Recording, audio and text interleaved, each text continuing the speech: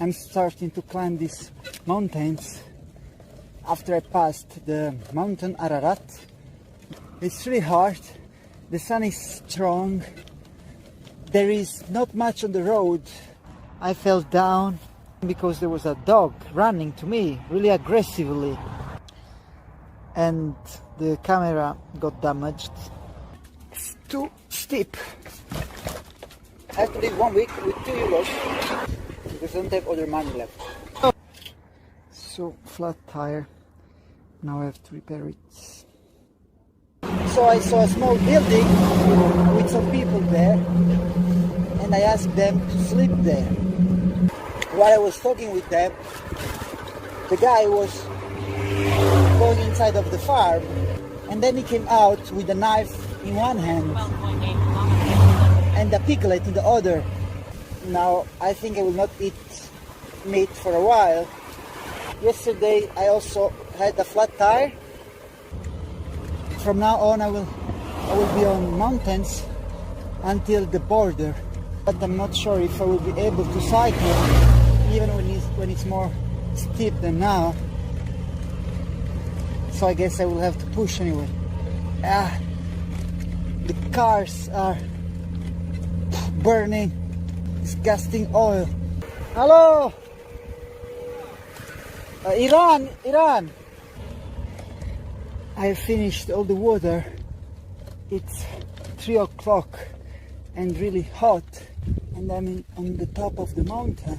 No shops or any fountain since I started to climb up. So if I don't get water within 1 hour, I need to stop the cars and ask. In the night I heard some noises of someone or something being close to me. I was a bit afraid. Then I discovered they were just horses. People say hello. It's about 10 o'clock and I'm already exhausted. I got this snack from a street seller. It's similar to the Georgian sweet with inside nuts, but this doesn't have nuts inside. It's made by grapes, so it's vegan as well. Where I camped, there were 3 horses roaming around without even a shepherd. It's crazy how much pollution is coming from the cars. I almost can't breathe. When there is a truck passing, there is just a huge black cloud. Finally, a bit of downhill. At the top, peak will be 2,000 so almost 3,000 meters up. I met yesterday Kun, a fellow bikepacker from China, cycling from China. He is also from China, and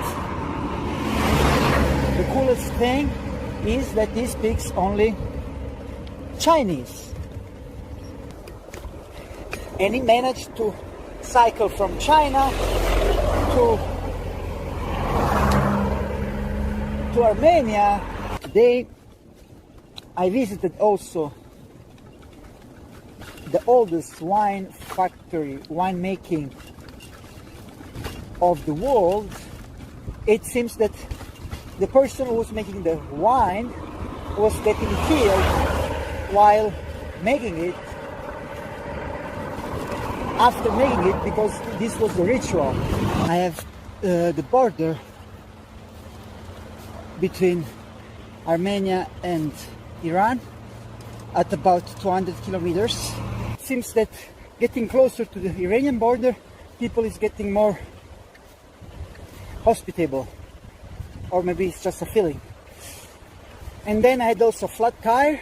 This time the front one. The inner tubes, they are low quality. They are actually Iranian inner tubes. The grips stayed overnight in a bag on the bike, so now they're fresh.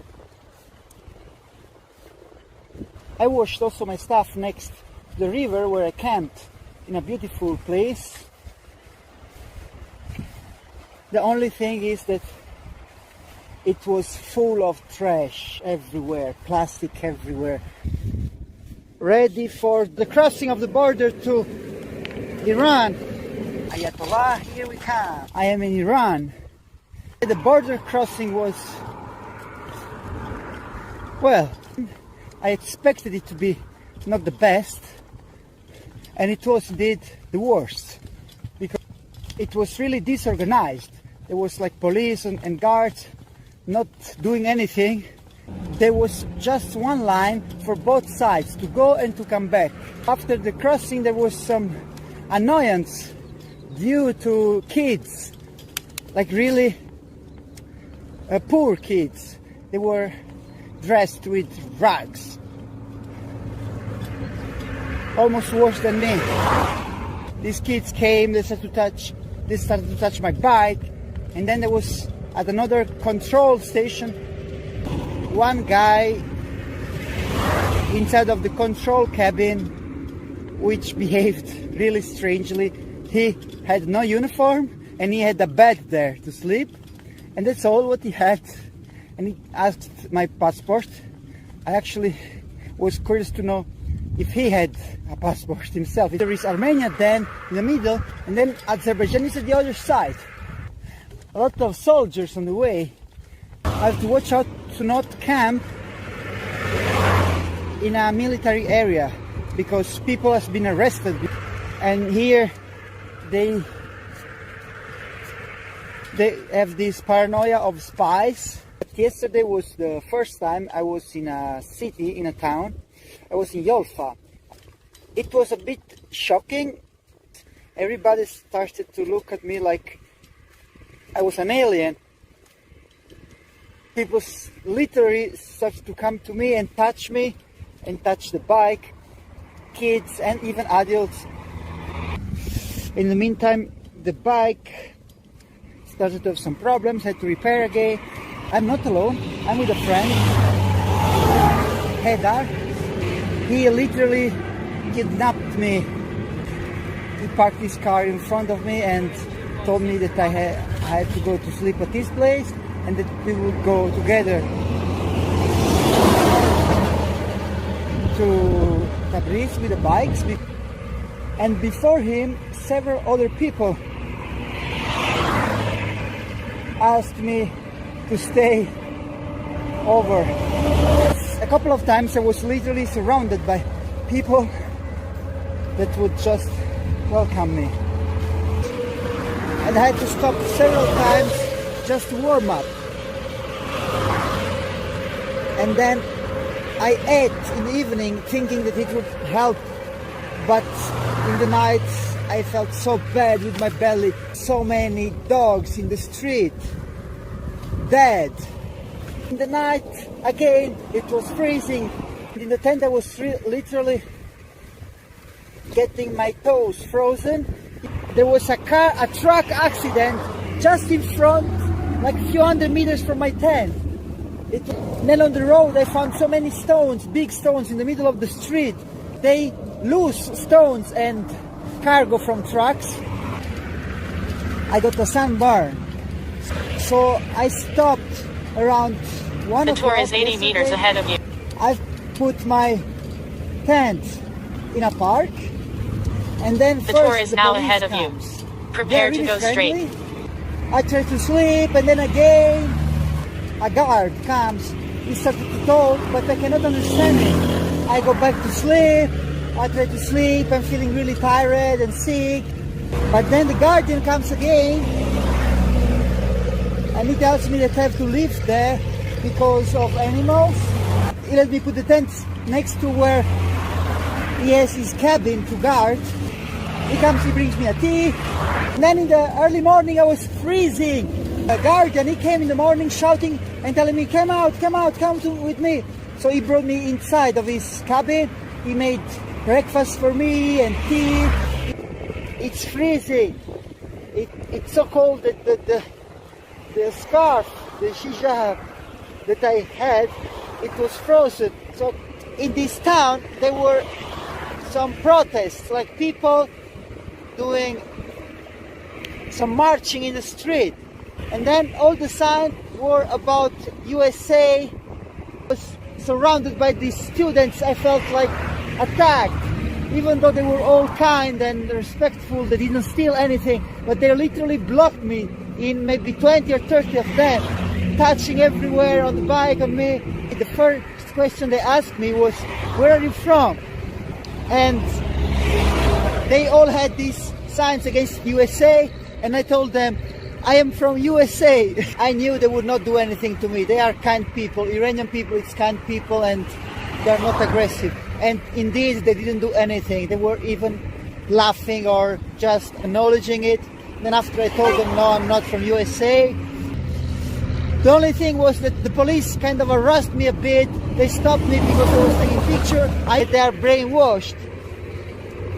And they do these protests already when they're 10 years old or less. The Iranian government blames the USA for everything. I miss those things that are in Europe, like a coffee, like the drink, but a cafe, a place where you go in, you just sit warm, and of course the bicycle lanes. I woke up already around 4 or 5 o'clock because of the chanting of Islamic songs. I had to run away from the tent because it was completely frozen. It has been really tough, and those smaller villages, they are interesting, but it seems that they're more conservative. All the women have all this black cover. When they see me, they turn their head.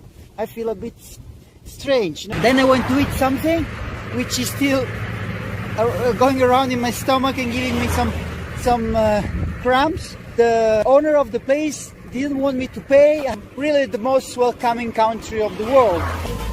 Hello. Thank you very much. So yesterday I crossed a small village. Someone was waving at me and then telling me to go there. A really sweet electromechanic. He invited me at this place for the night. He literally locked me in the shop with the gate. He closed the gate of the shop and I could not open it. Inside there was a gas stove without any exhaust pipe going out, so all CO2 was inside. The gate was locked, but luckily nothing happened. The traffic, it's mad, it's just unbelievable. There's cars on the left and on the right, but the police doesn't care. The police just cares about the hijab. Oh shit, I'm blocked. See you next time towards Pakistan if I survive.